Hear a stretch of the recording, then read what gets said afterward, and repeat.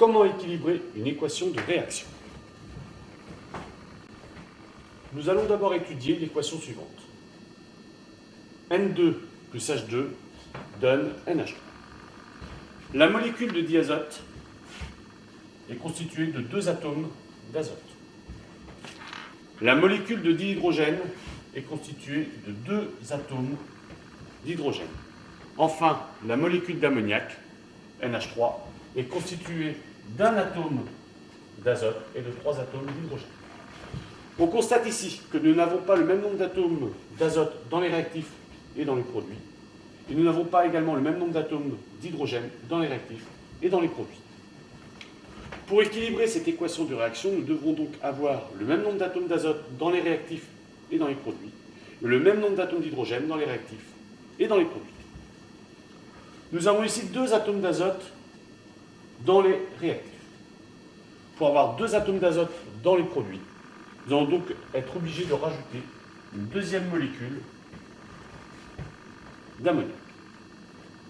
Ce qui nous donne maintenant 2 atomes d'azote dans les réactifs et 2 atomes d'azote dans les produits. Je mets un 2 devant NH3 pour signaler que j'ai bien 2 molécules de NH3. Maintenant, nous constatons que nous avons toujours 2 atomes d'hydrogène dans les réactifs. Mais nous avons maintenant 6 atomes d'hydrogène dans les produits. Pour avoir 6 atomes d'hydrogène dans les réactifs, nous devons donc rajouter 2 autres molécules de dihydrogène, ce qui nous donne bien maintenant 6 atomes d'hydrogène dans les réactifs et 6 atomes d'hydrogène dans les produits. Nous avons donc en tout 3 molécules de dihydrogène. Cette équation se trouve maintenant équilibrée. Nous avons donc N2 plus 3H2 qui donne 2NH3.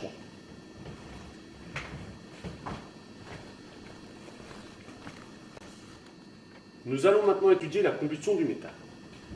CH4 plus O2 qui donne CO2 plus H2O. La molécule de méthane est constituée de 4 atomes d'hydrogène et d'un atome de carbone.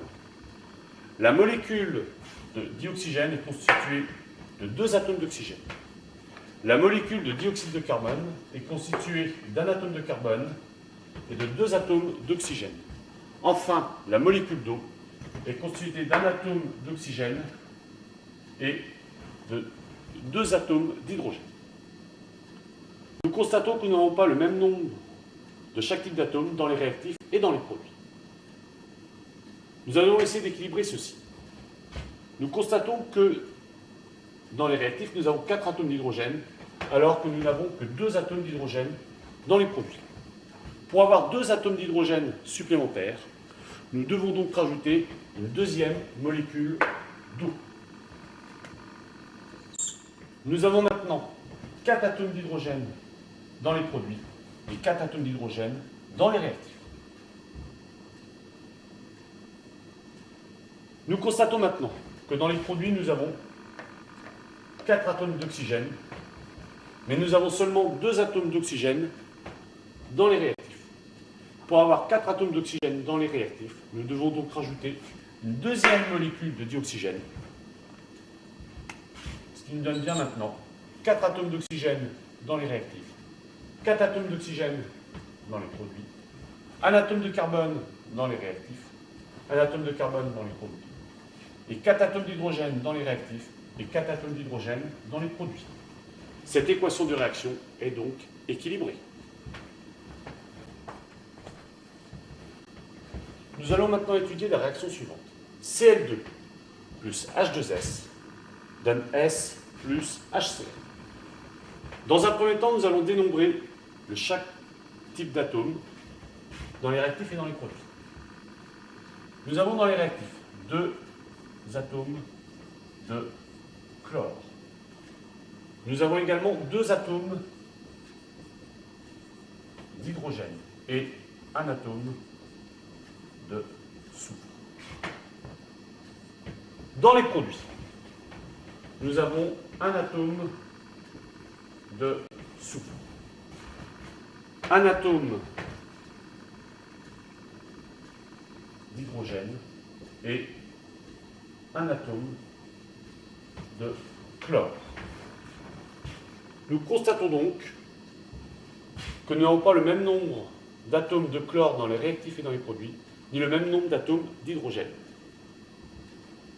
Pour équilibrer cette équation, nous devons donc avoir 2 atomes de chlore et 2 atomes d'hydrogène dans les produits.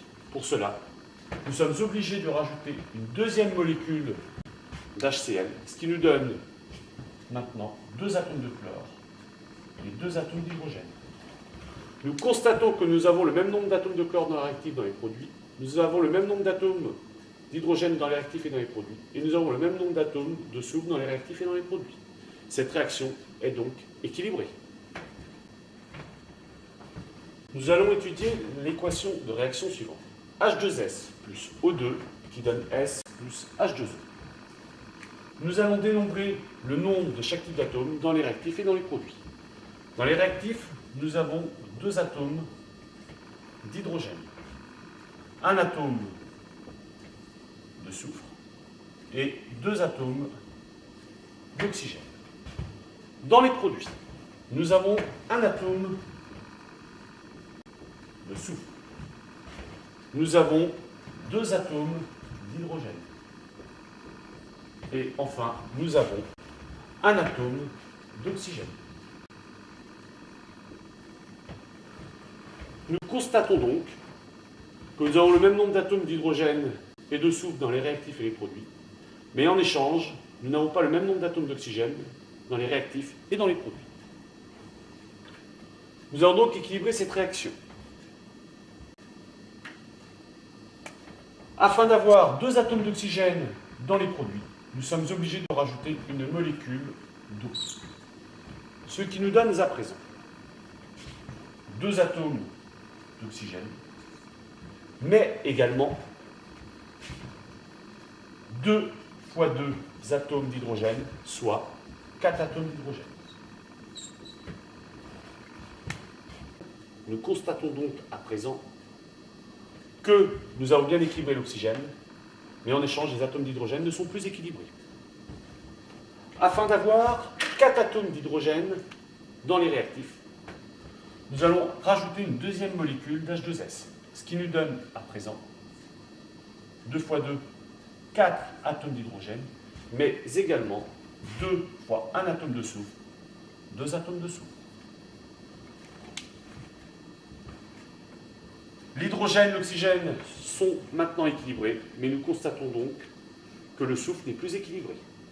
Afin d'avoir également 2 atomes de soufre dans les produits, nous rajoutons un deuxième atome de soufre, ici. Et nous constatons donc qu'à présent, cette réaction est bien équilibrée, car nous avons 4 atomes d'hydrogène dans les réactifs et les produits, 2 atomes de soufre dans les réactifs et les produits, et 2 atomes d'oxygène dans les réactifs et les produits. Cette équation de réaction est la suivante. 2H2S plus O2 donne 2S plus 2H2O.